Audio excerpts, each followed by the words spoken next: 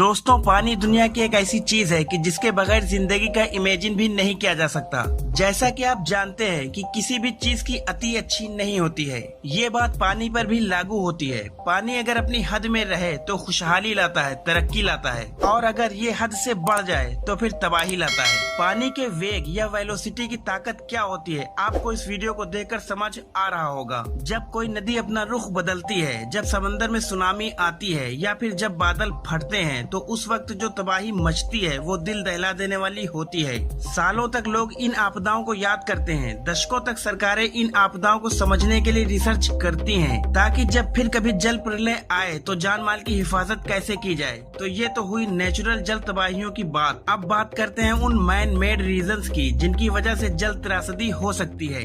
Dams, ये इंसानों के जरिए बनाए गए कंक्रीट के ह्यूज स्ट्रक्चर नदियों का रुख मोड़ देने में और उन्हें रोक देने में सक्षम होते हैं, और खेती के लिए इंसानों के जरिए किए गए बेहतरीन क्रिएशंस में से एक हैं। लेकिन बात फिर वहीं आकर अटक जाती है। क्या इंसान नेचर को ऑपरेट कर सकता है? क्या इंसान नेचर को पूरी तरह से कंट्रोल कर सकता है? इसके जवाब में आप लोगों में से ज्यादातर लोग कहेंगे नहीं।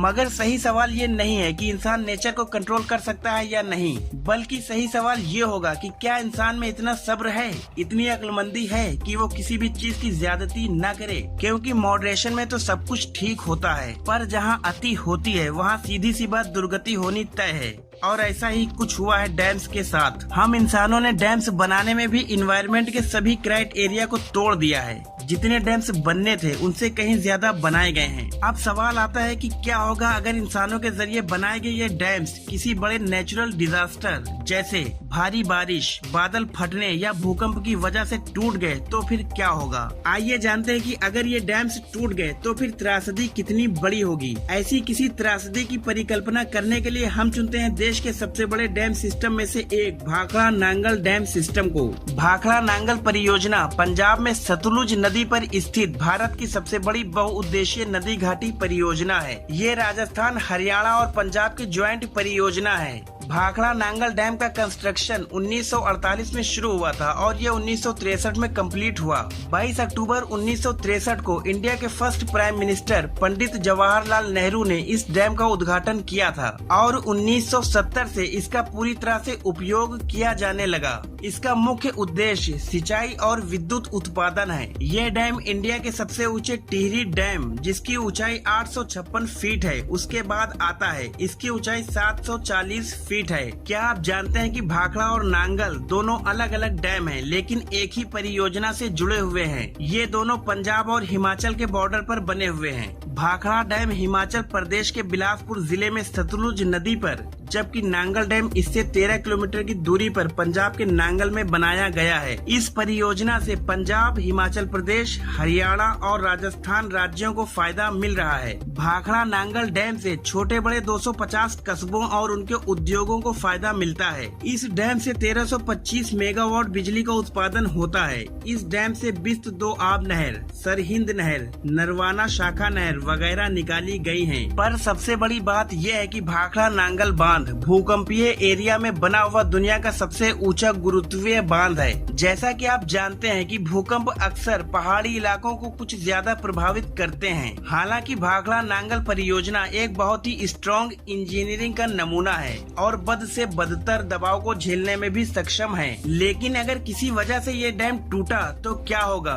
डैम फेलियर, डैम का टूट जाना एक बड़ी खतरनाक आपदा होती है। एक साथ अनलिमिटेड पानी, जबरदस्त वेलोसिटी से अनकंट्रोल्ड पानी का फोर्स सिर्फ तबाही मचा सकता है, बहुत ज्यादा तबाही। बचने का रिएक्शन टाइम का कोई चांस नहीं। ऐसी एक डैम फेलियर की घटना हुई थी सन 1975 में, जब चीन इतिहास के सबसे बड़े तूफान टाइफून नीना से जूझ रहा था। इस तूफान की वजह से बैनक्यू रिजर्वायर डैम और चीन के हेनान प्रोविंस के कुछ और डैम्स ने असहनीय दबाव झेला। जबरदस्त बारिश की वजह से नतीजा ये हुआ कि चीन ने अपने इतिहास का सबसे बड़ा डैम फेलियर के हादसे का धक्का झेला। बैनक्यू रिजर्वायर डैम और कुछ और डैम्स के टूटने से जो त्रासदी हुई, जो बाढ़ आई, उसमें लगभग 1,71,000 लोगों की जानें गयी और 1,10,00,000 लोग बेघर हो गए। लेकिन जैसा कि आप जानते हैं कि ये आंकड़े तो सरकारी होते हैं, असल में कितने लोगों की मौतें हुई होंगी ये कोई नहीं जानता और न ही ये कभी पता चल सकता है। गांव के गांव बह गए थे उस त्रासदी में। ऐसा ही कुछ हुआ था इंडिया में भी। ये त्रासदी उतनी बड़ी तो नहीं थी, पर थी तो ये भी एक त्रासदी।